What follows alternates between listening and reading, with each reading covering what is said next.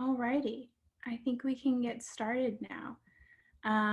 I have a little bit of a long introduction, so that'll allow people to come in.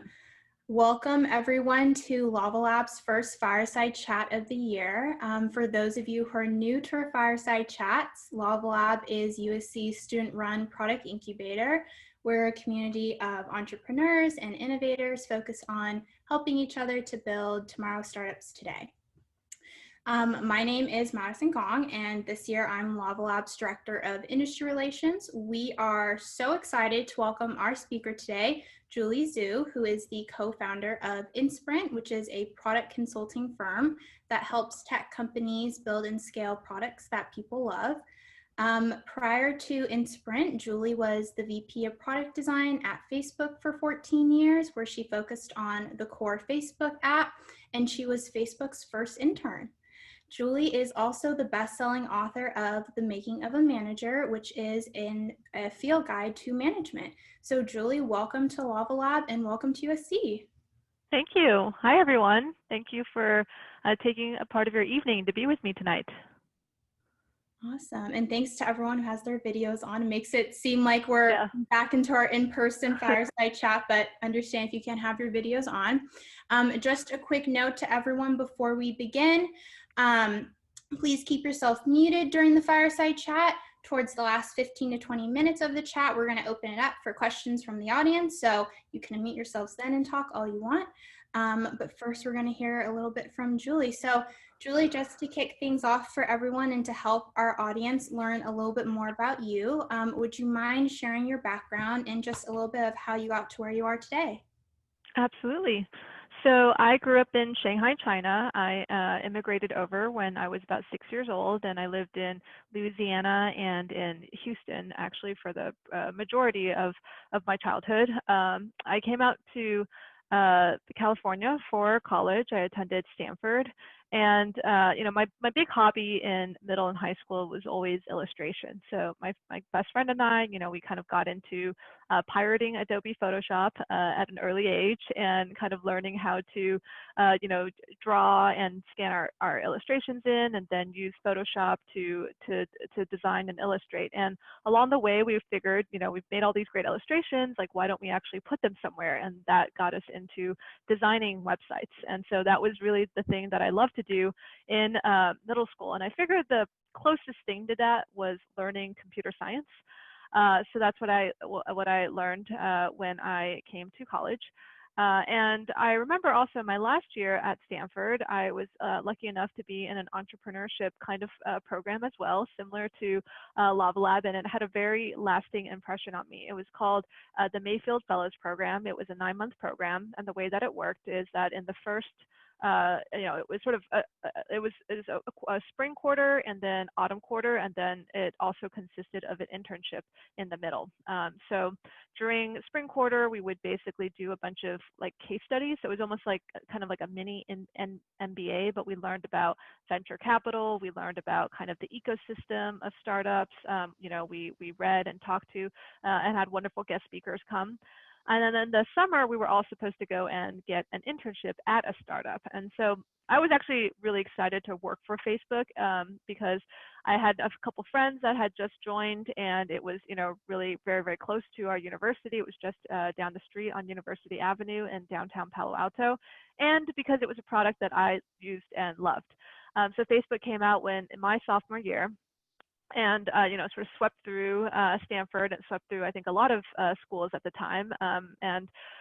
We all kind of used it to learn about our dorm mates and, like, who was listening to what music, and, had this feature back then. It's really old school, but it's sort of like a digital, the first version of kind of your ability to kind of post on people's walls was a thing called like the digital whiteboard, right? So it was like similar to the whiteboards on our doorways, except now it was virtual. So we all used that, and we were all uploading photos and tagging people. So it was definitely a product that we had become very, very familiar with. And so I thought it would be fun to work on something that I used so much.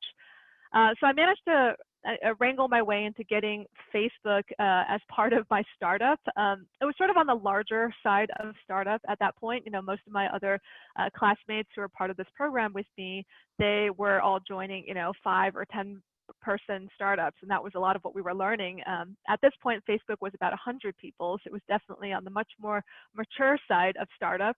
So I joined, and that was my summer experience. So I was Facebook's very first summer intern, and we got to, I got to do a bunch of engineering work, but also very quickly I realized, oh, hey, there's this group of people, and what they do is they think about, the user experience. They think about, what people are seeing, and kind of what buttons appear on the screen, and what's the flow, and where do the words go, and kind of, what everything looks like. And this was the most similar thing to what I had done, in middle and high school, which was designing websites. And I guess I never knew that design was an actual profession, a thing that you could do for a living, until I joined Facebook. And I was like, this is what I want to do.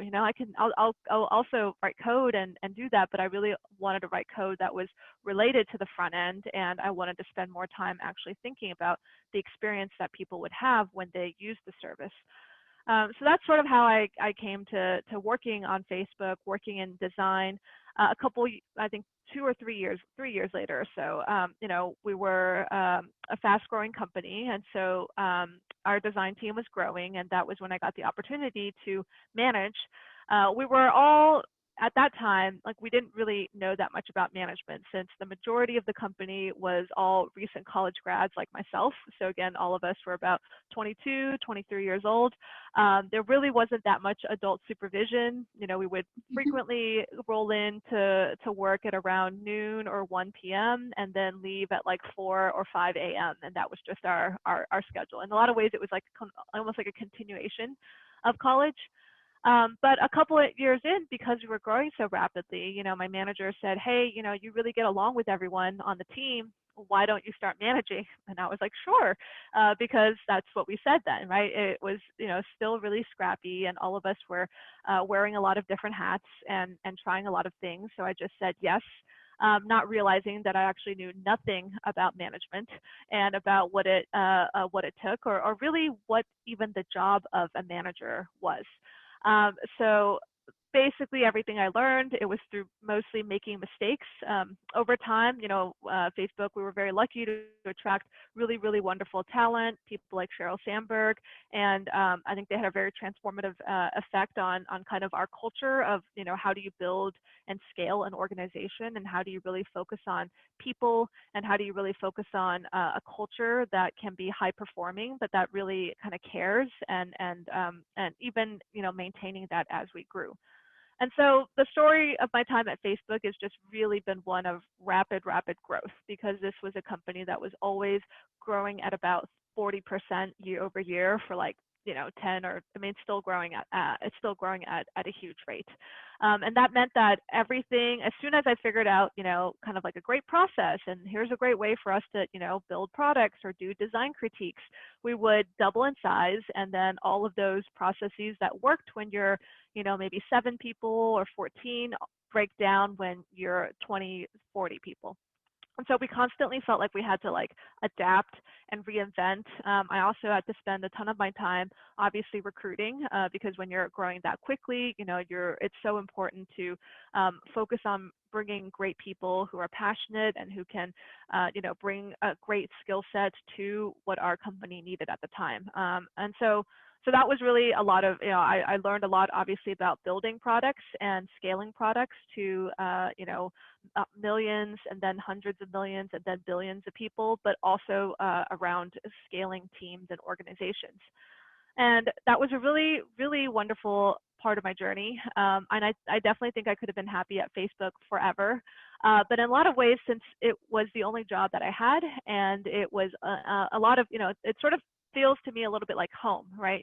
Prior to going to university, some of us may have felt very comfortable at home. It's a place that we're quite used to. Maybe we quite like it. We love it's the values of our household that shaped us.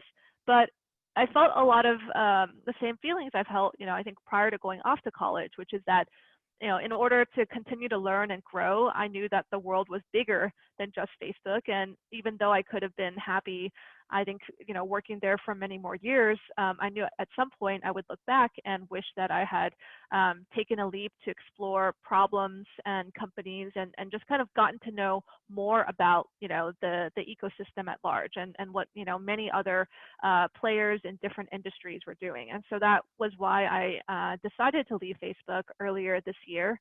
I have a ton of love and respect for the company, but it's also been extremely fun on the other side. I've gotten to learn so much more about industries that I knew very little about, things like climate, things like healthcare, things like the venture industry, and also the ecosystem of startups, and kind of the 0 to 1 back inside the kind of 0 to 1 aspect of building things. And today, I spend about 30% of my time consulting with other companies. Usually these are companies in a growth stage. So that means that they've reached product market fit, and they're very successful. They've got a product that people love, and now they're thinking about scaling it, getting into hundreds of millions of users, and also scaling their company, scaling their processes, and kind of having the ability to plan for the future. And so that's been really, really fun. And then the other 70% of our time was actually over the last couple of months, actually started to work on a product of our own. And it's something that's in the data space, helping people to better understand and gain insight about the products that we're building. It's super, super early stage, but it's been a lot of fun so far. That's awesome. Thank you so much for that background. I'm going to jump back real quickly to when you're at Facebook. So I'm sure like over the 14 years you're at Facebook, you had the opportunity to be a part of and really, oversee the development of a lot of Facebook's products and different features. What did you find to be most important when you're trying to build a valuable product for people? I think the most important thing is to understand the audience that you're building for, and to really know them at a pretty deep level, right? That means, it started to get harder and harder as Facebook became bigger, because, the audience for Facebook was almost like everyone, right? It was like billions of people. But I think when you go back to, starting something and you're at that 0 to 1 phase, it's much better to focus on, be as specific as possible. Like, see if you can get a picture of a person who you actually can imagine using your product, right? What are they like? Where did they live? What's their day like? And what problem are they having? What is it that you're trying to help them do better? And the more that I think that audience can be specific, and the more that, again, ideally you either are that audience, in which case, you can trust your own intuition. But if you're not that audience, then doing that research is really, really important. That means you take the time to talk to them, to really get to know them, and don't just show them, a prototype of your product and have them, but have them play with it, right? But actually get to see, how do they encounter the problem that you're hoping to solve for them in their daily lives? And when they encounter that problem, what are they doing today? What's sort of the next best alternative? And then, if you think about the thing that you're designing, how will that fit in to their life? Because it's not, I think that sometimes as builders, we can be very, very focused on our thing. And, we imagine that if we build something great, then people will, of course, come and use it. And that's just not true. At the end of the day, people, we all know that we, in our own lives, like we're busy, there's lots of stuff that's on our minds at any given point. And so our relationship with products or services needs to be one where it's really solving a problem for us, or it's really speaking to us, or meeting us where we are.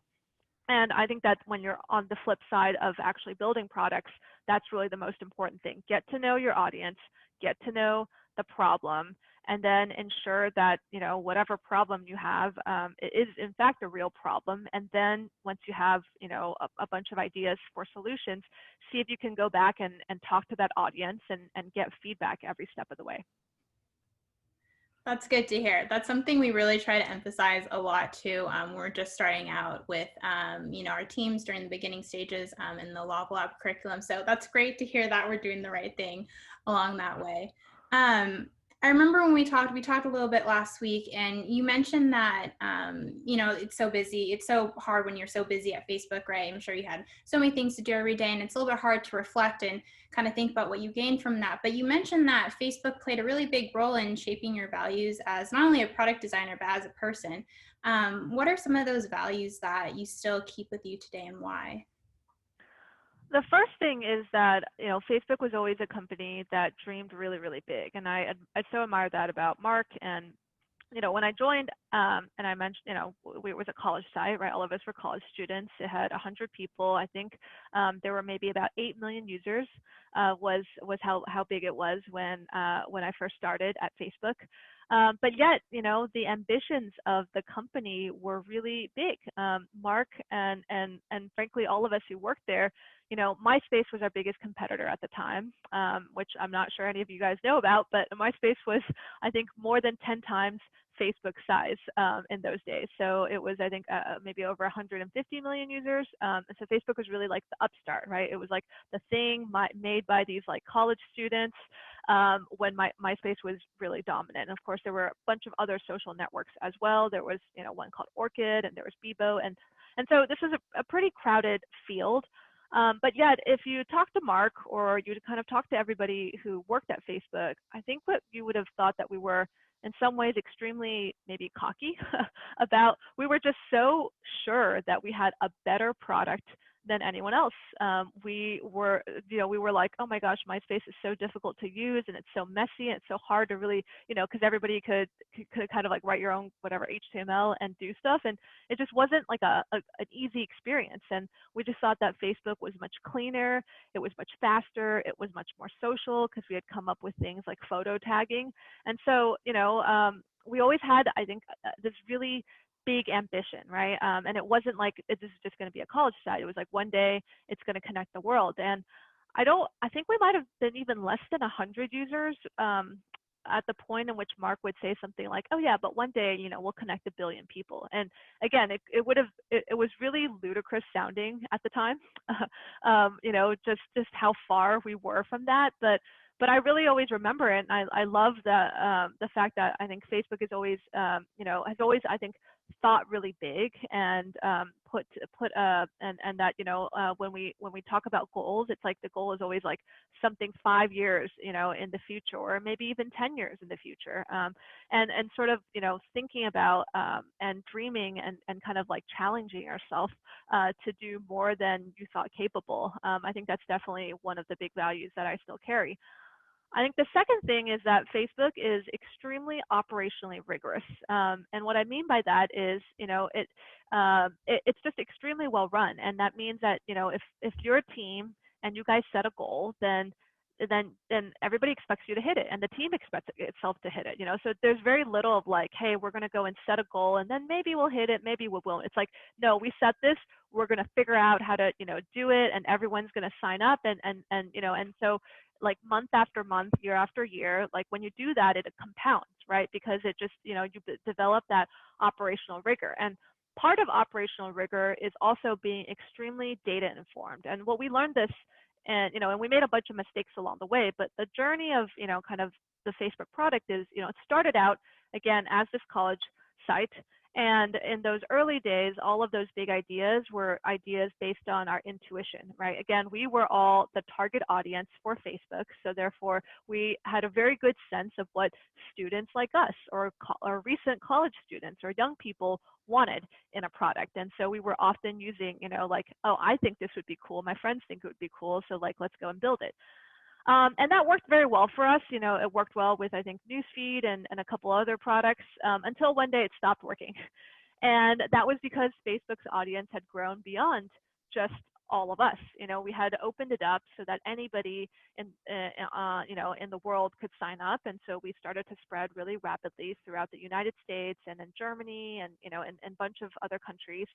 And then one day, it was just, the average person on Facebook was no longer like a 22-year-old like college person in the United States. It was somebody who was like a parent. It was like it was actually, I think, like a 37-year-old, mother who still, I think, lived in America or in in kind of the West. And today it's even something different. Today it's probably somebody who lives in like Brazil or India, but it's in like a developing, nation, and they have very, very different patterns. But at the point in which like the majority of users were no longer us, we started to realize that our intuition stopped working. Like, we launched a bunch of great products and redesigns that we thought were great, and they totally failed when we put them in the market, right? And we knew they were failing because at that time we were starting to track, usage, we were tracking engagement, and we could see that a lot of these big ideas were just not gaining traction, and that led us to realize that we needed to take a much more data informed approach with our products, that we couldn't just rely on, again, what we thought was great or cool.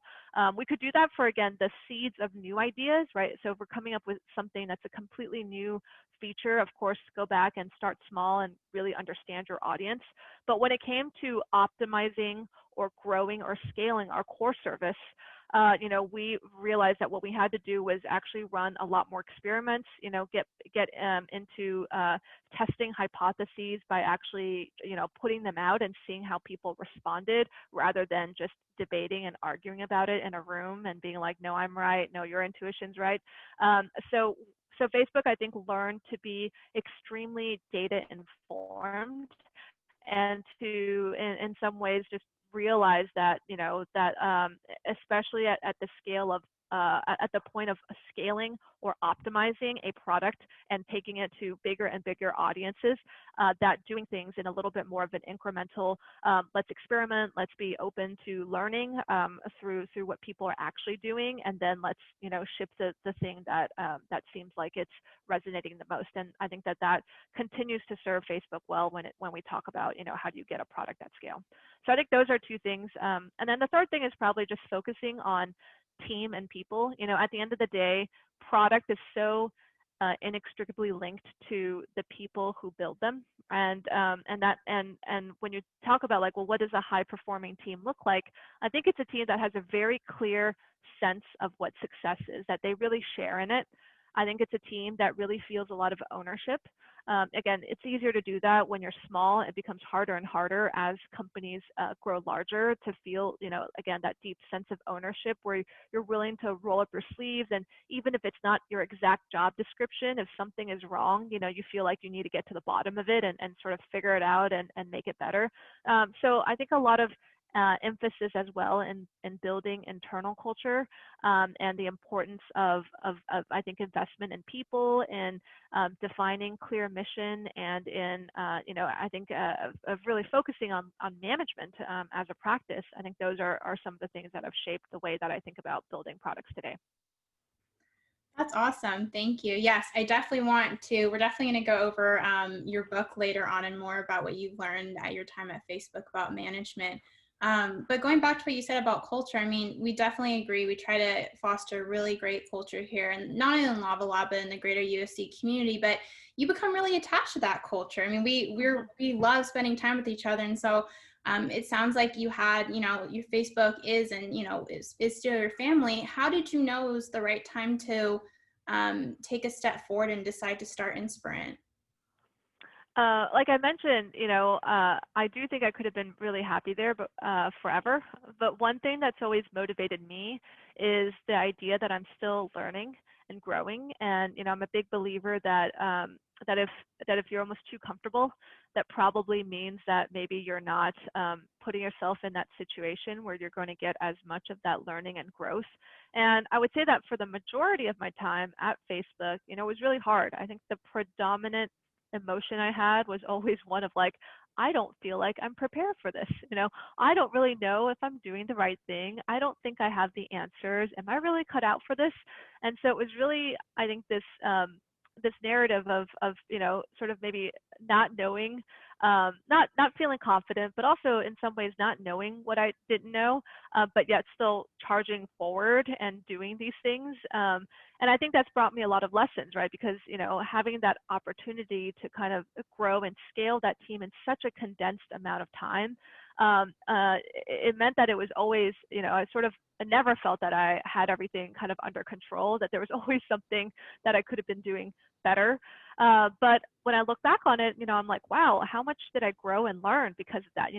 I remember that almost every year I'd sort of have this test where it's like, what did I learn in the last year? And did I, could I maybe think about something I did even a year ago and it kind of would embarrass me? And if that's true, then that meant that that year was a really big year of learning and growth. And so that was always my litmus test. And, for I think over 10 years, I've constantly again felt that like barrage of like, oh, just when I thought I figured out how to manage like 7 people, now the team is like 20, and I have to manage. I'm like learning how to manage managers, and then now I'm learning how to like hire director or really senior level executives into the company, and so all of those were new lessons, new challenges. But when I thought about the last couple of years, I realized that the rate of change started to slow down.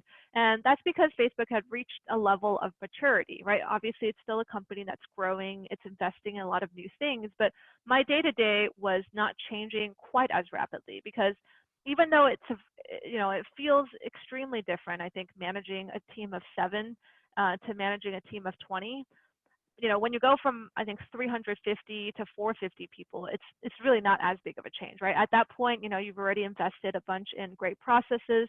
Ideally, you've invested a bunch in people, as I have, building up a great group of managers, and so the rate of change started to slow down, and that meant that I was starting to actually get very comfortable. And I'd go into work, and it felt really like I felt quite at ease. Like again, I've had been there so long. I've had great relationships. I knew how to get stuff done, and it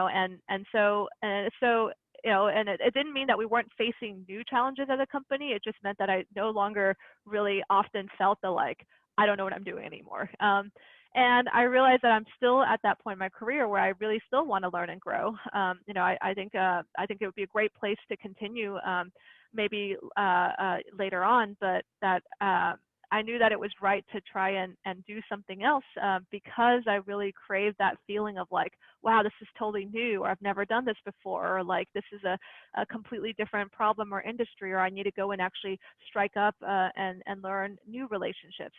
So that's what I was really seeking. That's awesome. And is that why you decided to start off with consulting at first, because you wanted to keep on learning and diving into new industries? Yes, I thought that consulting would be a great way to experience a number of different companies, get to meet and just kind of get to know how do other companies operate, and what are some of the things that I have learned from my time at Facebook that I could bring to those other companies. And so, hopefully I could provide value, but in other ways, the company could give me value by helping me enlarge and broaden my scope of experience. Right.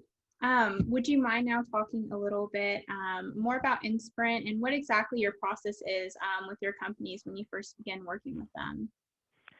Yeah, that's a great question. And so we're doing things a little bit differently because as a consulting firm, we really believe that in order to have impact at a company, there's 2 things that need to be true. The first is you have to spend enough time with the company.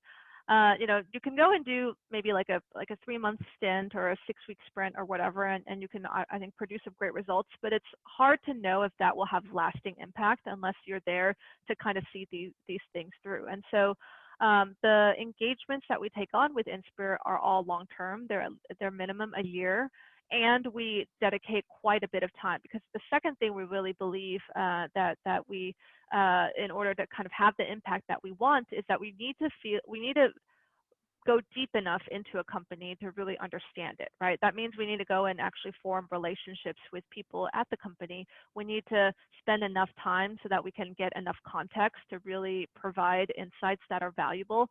And so the second part of the engagements that we take on is that they're almost like part-time operator roles. And so, for example, with one of the companies that we're working with, I work probably 25%, 30% of my week with that company, and that so it's maybe like a quarter to a third of a full-time role. And so in that way, I'm kind of like I'm there, I can actually form those relationships. I can't obviously get involved with every single project, but I can take on a couple key projects. I can drive those. I can focus and work on kind of strategy, or actually author docs or give presentations or trainings. And so it is so it's a little bit more of like kind of a closer relationship.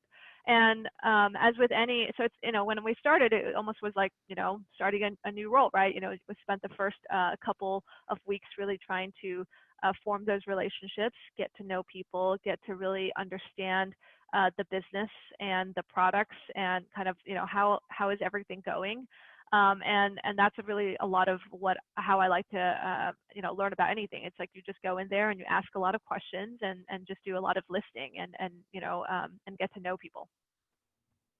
That's awesome. And I wanted to, I was looking at your website and I wanted to share this statement with everyone because I honestly just love the way how it sounds. So at Insprint, you help teams build products by diagnosing with data and treating with design. Why did you want this relationship between data and design to be the foundation for Insprint? Yeah, that's a really great question. And so, my co-founder of the firm, his name is Chandra, and he's one of my favorite people. But we worked together at Facebook, and I was leading design for the Facebook product, and he was leading data. And we felt that even though we have very, very different skill sets, and we kind of come from problems, and we think about things very differently, that was always quite a joy to work together, because I felt that I always learned so much from him, and vice versa. And we also felt that we actually shared a lot of values when it came to what does it take to build great products. And so when we decided to work together, we had this idea that actually data and design paired together is really, really powerful, because by being data informed, you're basically getting more inputs, right, about how customers respond to your product. And data is everything from going and talking to somebody and doing kind of the qualitative research to, of course, I think now when we say data, I think most people imagine it's like tracking, like who clicked what where, and like what's the funnel look like, and what's the click-through rate, or what's the engagement, or whatever it is. Which it is that as well. But to me, data is just, it's like how well can you understand people's both users, but also users' relationship with your product. And the more that you can do that, the more you can A, spot opportunities, B, be aware of problem areas, or C, just get a better view of basically how the ecosystem, or how usage around your product works. But when you know those things, right, you see opportunities, problems. Like data doesn't tell you what the answer is. Like you still have to go through that creative product development process. And I think that's a lot of where design lives, right? Which is like given a problem, we still need to go and actually ask ourselves, what is the best way to solve that problem or address that problem? How can we change the product or the user experience or so forth to be able to bring something that is again truly going to be an exceptional and valuable user experience for somebody. And so that's how we really see it. Really data can help you spot those opportunities and problems. Then design can really help you craft those solutions and kind of deliver them back to the user. That's super interesting. So when you're first working this combination of data and design, is this something that the companies you work with, right, they have their product, they know, well, hopefully they know their user base and everything, but is this combination of data and design something that they're really struggling with as they're trying to scale? Or what are some common struggles that you've seen these companies are trying to work through? Yeah. Again, we've been working mostly with companies in a scaling phase. I also personally love the 0 to 1 phase, but for the particular set of problems and skills where we felt that we could have the most value, it was companies and that period of scale. And so what we often find is the big questions that companies often have is like, okay, I have I've got my product, it's doing well with a core group of people, and now we want to expand it. We want to find the next set of people who would be interested, or we want to go international.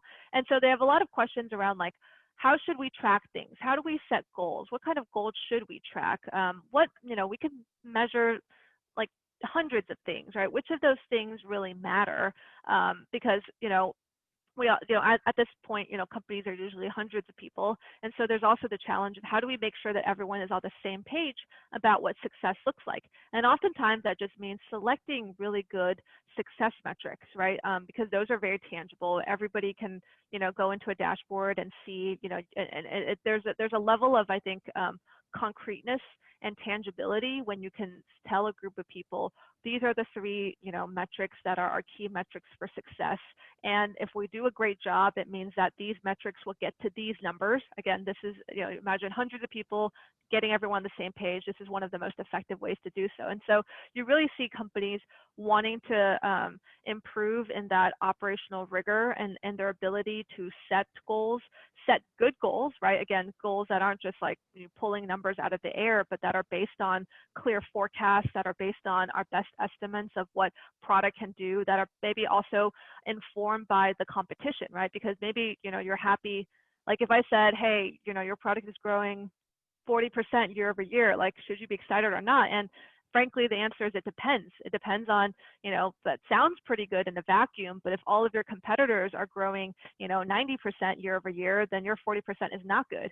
And whereas, if your competitors are growing like 10%, then yes, 40% is excellent, right? So much of this, I think, is about like, what's the context, and how do we, again, set the right goals for us that help us, get to where we want to go, and that are also aspirational yet realistic. And it's quite a fine balance to figure that out. So that's one thing that a lot of times companies are interested in, is like getting good at operationalizing and at goal setting and hitting goals. I think another is just, figuring out how to do a great job of creating that engine where, again, different teams, smaller teams on the ground all feel like they have that sense of autonomy. They can move very quickly, but they can also do so in a way that is data informed and not just like because, somebody had an idea that they thought was good, right? It's like you kind of want people to be able to have that creative freedom, but with clear criteria or rubric for what success looks like. And that's where we get to, thinking about how do you do A/B testing at scale? How do you create a culture where, where you can draw the right lines and ideas can kind of come from everywhere, because ultimately the market or the users are the ones who can, based on their actions, tell you whether, you guys had the right prediction or not. So that's another set of things. From the design perspective, a lot of it is also about, how do you continue to see further out. So one of the things that I often work with companies about is like 3-year visioning, or like 2 or 3-year visioning, because again, they've gotten to this. These are companies that have, like, when you're a startup, what often matters to you is like you just want to survive, right? So oftentimes you're just thinking about the next quarter, the next 6 months, maybe the next year, but many startups just don't even know if they're going to be around in 3 years. So it doesn't really make sense to plan that far ahead. Now, imagine that you did, then you fast forward and you do grow and you are successful. You've got product market fit. Now these companies are in that position where they likely are not going to go out of business. They're going to be around in 3 years, but they kind of have the luxury to plan much farther ahead. They have more of the resources and the capital to be able to make bigger moves and to kind of actually, and you kind of have to train these companies to like get out of just thinking quarter over quarter, but actually put some time and energy into thinking about the next year, the next 2 years, the next 3 years, and to really make some big bets. And I think this is a lot of where design can come in, because you can really, spend time trying to visualize the future, right? And trying to kind of paint a vision for like, how can we evolve that customer experience? Or how can we, focus on this big bet, which is around this new product vertical or this new, monetization model or whatever it is. But that's another one of the things that we a lot of times work with companies on is like really moving beyond the quarter over quarter mindset and thinking long term and kind of helping to visualize where things might go. That's super interesting. Thank you for sharing that. And I know you must have drawn on your experience with being a manager at Facebook a lot for all of the consulting. So, just switching it towards the end of the fireside chat now, what initially inspired you to write a book on management? I remember being a manager at 25 and again, not having any clue what I was doing. And I'd go to the bookstore and there's no shortage of books about management and leadership. And I read many of them and, and learned a lot. But what I found is that most of the time they were written by somebody who was either a management expert slash consultant, so they've been consulting companies around management for many years, or it's a CEO who is retiring and has been sort of, helming a company for like many decades. And there just wasn't that much that was geared for like the new manager, the person who really, like me when I started, didn't have any clue, didn't go to like business school, hasn't really been climbing the corporate ladder for years and years and gotten all this training, but it's just sort of thrust into it, right? And I see this, and it's quite common, in Silicon Valley and in I think the world that we're familiar with in startups, where oftentimes, you just start an idea and you're doing it with like a couple of friends, and it happens to take off, and so everyone's managing somehow in like 2 years. And again, this wasn't like a planned career path. It's not the thing that you were studying for, but you just, in order to help your company, get to that next level and reach your goals, like you kind of have to, you find yourself in that position of managing or leading people. And so this is the book that, since I didn't, find that many resources, this is the book that I felt like, well, maybe I can go and kind of write that. And again, really focus it on that person who doesn't have, all of those years of experience to go on, but really to try and actually approach it from those first principles of really trying to define, what is a great management and how do you build trust, and, how do you like think about running a meeting? Because those were all of the questions that I had when I was going through it. I think the other reason I decided to write it now and not later is I've always felt that, maybe one day I would write a book, but since all the books that I read were, of people who wrote when they were retired, I was like, well, maybe I should wait until I've learned some more things before I go back and write it all down.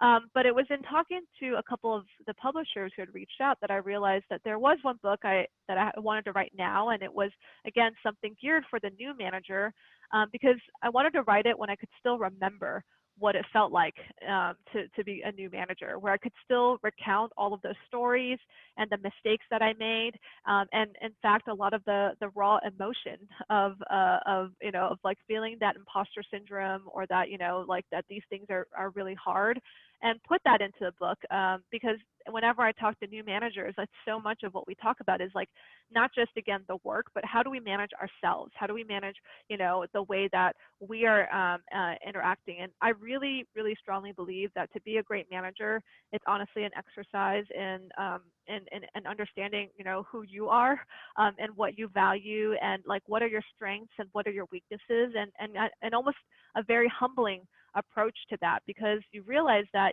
actually everyone is very different, and you do have your quirks, you have your biases, you have things that you're better at, and you have things that you're not so good at, and that's okay. You just have to learn to work with different people and to appreciate the diversity of skill sets and experiences that can help make your entire team stronger.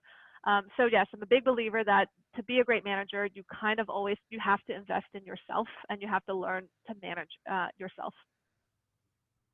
Yeah, totally. And something that really stuck out to me in your book, I read a couple months ago. In your first chapter, you talk about the 4 paths that a person most likely takes when they become a new manager. And one of those paths, you call it the pioneer, is usually for the person who is the startup founder. And since we have a lot of young founders here today, or people who are aspiring to create startups, what would you mind talking about what to take advantage of and what to watch out for in this type of managerial role? Yeah. I think the pioneer is, in a lot of ways, it's like you are the person who either started the role, right, or the discipline, or maybe the organization or the company, and so you're the person who really figured out what to do or how it works, or kind of how to do the job. Like you really set the stage for how this particular discipline or role is going to evolve, and so you get to actually, I think, shape it to be what you want, right? You can to kind of in a lot of ways define the values, and for like and to establish the norms for how you want a group of people to work together. And I think it's really worth thinking about, even the earlier the better, to kind of have time to have conversations again with if you guys are working with co-founders or with other folks, to try and say, what does a great working environment for us look like, and what's unique about that for us that might be different from another company. Because what you find is that teams or companies as a whole, they're like people, right? They each have their own individual personalities, and there's no like, this is good, this is bad. I mean, just like how people are, we're all very diverse, and and many different types of personalities can be successful. Many different types of values or company cultures or whatnot can grow into a successful company. What matters is that it's just authentic to the way that you want to work, and that you understand that whatever you choose to be your norms, there's going to be stuff that's great about that, and there's going to be things that are going to be harder, or be maybe less efficient or effective or whatnot because of that way you choose to work. So a lot of the things that to focus on in the Pioneer is understanding and establishing those values, understanding, establishing, what does it mean to do a great job in this particular role? How do you set that bar? How do you really define the expectations for the next person who comes in and joins?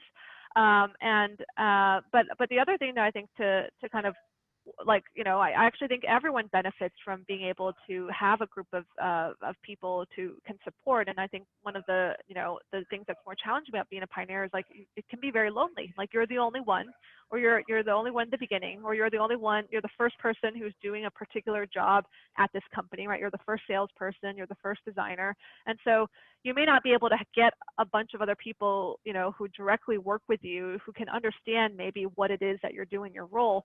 That's why it's also important. I always give people advice to go and actually form a community, outside of maybe your company or organization, right? So that means if you're a founder, go out and really, spend time with other founders. Like you'll find, I think, a lot of support, and a lot of encouragement, and an ability just for these people to kind of get what it is you're going through.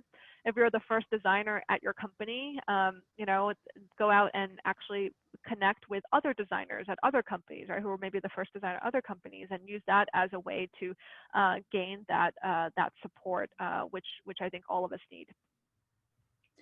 Totally. And just one last question before we open it up for questions from the audience. What is a piece of advice, or if you have a piece of advice that you normally share with new managers? The piece of advice I always share with new managers is that it is totally okay for you to feel like you aren't prepared and you don't know what you're doing, and that in those situations, it's more helpful for you to actually seek out help or be able to admit that to folks than it is to pretend like everything is fine and you've totally got it under control. I felt that, for many years, like since I felt that I was like the only one who felt the way that I did, unprepared and whatnot. I think I always felt that, I should like fake it till I made it, and just kind of show up and pretend like I knew everything that I was doing. And I think that there's just a couple things that are downsides of that approach. And first is that I think that people kind of tell when you're being inauthentic, right? And we maybe not, unless we're some of us are very, very good actors. I think we can kind of sense when there's true confidence, and someone is really saying the things that they feel versus someone's trying to like have a front. And I think that can create distance between you and somebody else if you're constantly showing up and trying to pretend or kind of have a wall there. And so that makes it actually harder to establish, I think, really great and trusting relationships with people. I think the second reason why it's not so great of a tactic is like then you're sort of depriving yourself of the help and support that you can get from others. And so I found that it's been so powerful when I can tell someone, including my manager, hey, this thing is really hard for me, or I'm not exactly sure how to go about it. And then my manager, it's like, oh, great. Well, let me like sit down with you. Let's work on it together. Let me like figure out how to pair you with somebody else, or, provide you more mentorship or get trained. Like there's a lot of resources at our disposal when we're stuck or when we feel like we don't always know what to do. And when we, again, pretend like nothing is wrong, nobody else can help us, right? No one's going to suggest these resources or help connect us to these people, or again, help make it better. And so the more that I think we can, actually share that, and it is hard because it's sometimes hard to be vulnerable with what it is that you're feeling. But the more that I've found that I have been able to be honest and open up, the more that I've felt that there have been rewards in spades. Thank you. That's great to hear. And speaking of opening up, we're going to open up the floor now for you guys to ask any questions that you might want to Julie. Feel free just to use the little raise your hand button at the bottom of the chat screen where the participants button is. So you can just raise your hand and we'll call on you if you want to ask a question.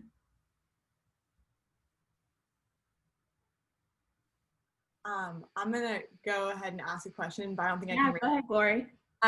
Thank you so much for talking to us tonight, Julie. We've had an incredible time hearing from you. But a lot of us here have been interns and are interns, and you had this wonderful experience of being the first intern at Facebook. So I was just wondering if you had advice for us, either being interns at companies, some of us even at Facebook, or just other companies in general, or being young people in the workplace. My number one piece of advice would be to ask a lot of questions and to take advantage of, really exploring your curiosity and the learning that you can get from that experience. And it sounds counterintuitive because I remember when I was an intern or when I was just starting out, like it almost felt like, I was like, I want to sound competent. I don't want anyone to think that I didn't do my homework. I'm not going to ask stupid questions. I just sort of, I assumed that everyone else maybe already knew all of this stuff, and I didn't want to maybe slow down the room by being the person asking like stupid questions. But when I've actually now managed a ton of interns, and seen a bunch of folks, and the people who really stand out are the ones who ask questions, the ones who feel like they're not letting their ego get in the way of them learning and really, taking advantage of the experience that they have, right, to grow and to learn. And so the people who reach out and say, hey, can I get coffee? And like, I'd love to ask you a bunch of questions about, X or Y, or I'd love to figure out how to, learn more about data or whatever it is, right? But it's really, I think, showing up with curiosity, and being really proactive about about the fact that you care about your growth and your learning, and you're going to go in and talk to a bunch of people so that they can help you. Thank you. Awesome. Lydia, see your hands up. Oh, sorry, I muted myself. So I actually came across your Medium blog, and in this article you wrote about the difference between like a junior designer and a senior designer, and you use this graph like how a junior designer is kind of chaotic in their designing process versus a senior designer. They're like more organized and they know how to get to the end result. So I'm wondering like what is your design process like, and do you have any advice for like designers in college? How do they get from the junior level to the senior level? Yeah, and the reason why I wrote that, I put together that diagram is because I witnessed that in a lot of ways, like, before I think I got really far deep into design, I always thought about creativity and it almost felt magical, right? And, you kind of hear about like the muse that comes and like sits on your shoulder and then voila, you got this great idea. And so creativity has a little bit of that mysticism where you're like it's not exactly clear how you go into it and you come up with like some amazing idea and then you end it. You can't always give it like a timeline. You can't say it's Thursday and by Sunday I'm going to have a brilliant idea, figured out.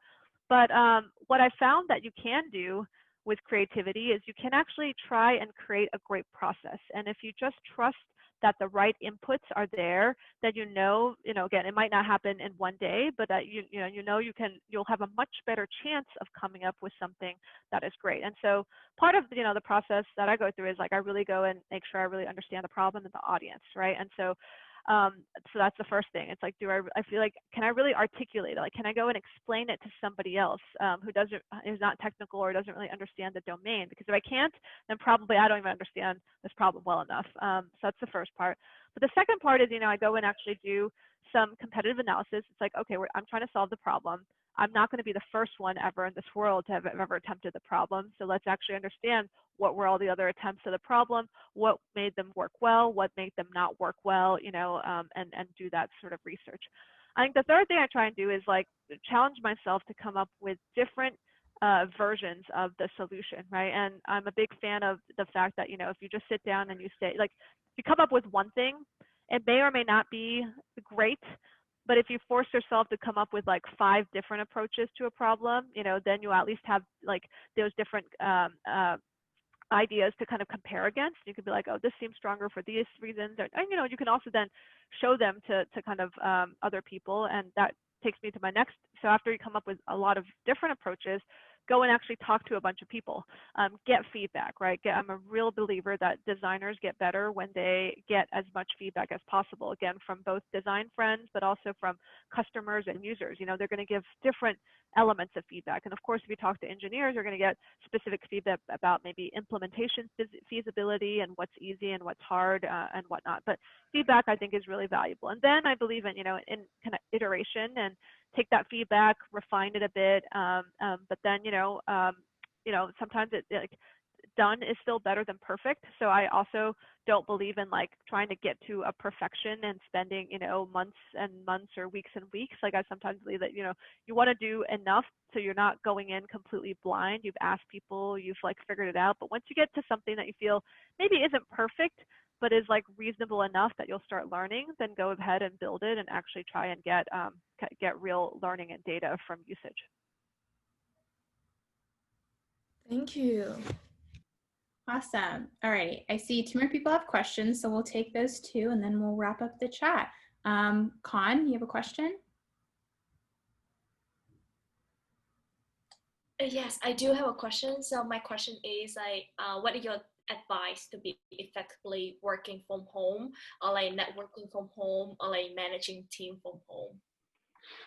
Yeah, I mean, this has been a really, really, I'm sure we've all experienced it. It's the craziness that is this year. And I think the biggest thing for me with just the fact that, we don't see people in person is that it is sometimes harder to, get a gauge of like, how are people doing, right? There's less time for the kind of like side chit chats or even to just study things like body language. And so I've sort of felt that we need to be a little more intentional about checking in with people and asking explicitly, like, how are things going for you? Like, what's easy? What's hard? Are you like feeling energized or are you feeling, depleted? And why is that? And so I think just making space for those types of check-ins, those conversations, and that level of support, right?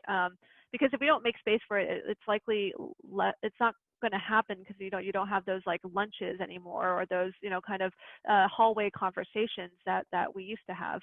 I think the second, so I think with networking, I'm also like I think maybe before this year, maybe I would have felt more weird about just like pinging people and saying, hey, let's like catch up on the phone or video chat, or again with no agenda other than to just catch up or talk about something. And now I feel much more comfortable doing so, and I do think that's important.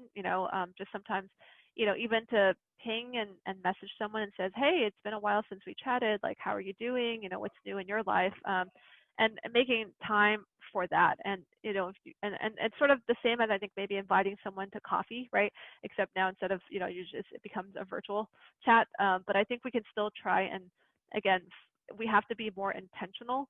But I think if we reach out and people reciprocate, that we can still have those kinds of conversations, and hopefully we can still be honest and support each other. Thank you. That was a great question. Ria, you're here to wrap it up for us. Hi, great talk, by the way. So for people who want to create a startup, is it more important to like first build your skill set through classes or kind of put yourself out there and get the experience? Yeah, great question. I think it really depends on what kind of learner you are. And I know some people for whom really appreciate the ability, like the having a time and space to focus on actual learning, reflection, and getting into that mindset.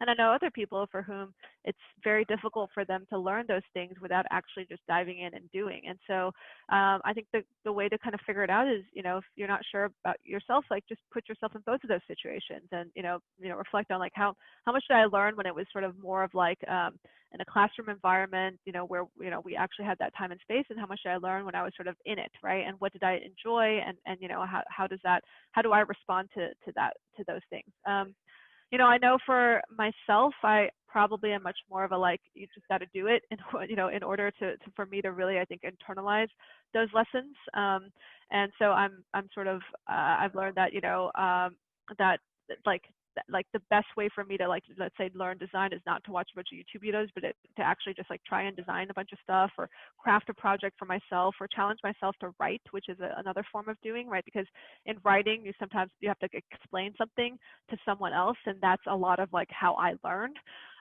But you could be different, and I encourage you to just try different methods and to figure out what works best for you. Thank you so much. Awesome. Great question. Love to see the Lava Learn community jumping in and asking the questions. Alrighty, I slightly lied, Julia. I have one more question for you just to wrap things up. It's kind of the classic question we ask all of our Fireside Chat speakers. It's a little bit cringy, but everyone always seems to enjoy it. If you could give any of us aspiring entrepreneurs just any sort of advice, what would you tell your undergraduate self and why? I would tell myself to worry less about what people think of me and worry more about, whether I am learning and being able to do the things that I want to do. And I know it's hard because, I think at that age, I just felt like I didn't want to mess things up. I had so much to prove. But I found that whenever I've adopted that mindset, that, again, it's a growth mindset. It's the idea that even if I'm not good at something today, I can work on it and I'll get better. And what matters is the velocity of learning, right? It's the angle, of like, how fast are you somebody who can adapt, learn, and become great in a period of time. That's the thing that ultimately is going to matter more to your success. And the people who are going to invest in you, people who want to hire you, or people, even yourself, if you're going to work for yourself and start a company, right? That's the thing that's going to be the greatest predictor of your success. So always invest in yourself, invest in, the future you that you want to be. Worry a little bit less about, how the world will see you today. I love it. Thank you so much. Well, Julie, thank you so much for taking the time out of your busy schedule to come and talk with us. It was so nice to learn a little bit more about you and your career, and we really, really appreciate all the advice that you've given. Thank you, everyone, for tuning in and for asking your wonderful questions. And thank you so much, Madison, for putting all of this together. My pleasure. And everyone, thank you so much again for coming to our Fireside Chats. We really hope that these chats help you feel a little bit more connected, even though we're all far away from each other. And we really hope to keep on having some awesome chats this semester. And we do have some amazing ones planned.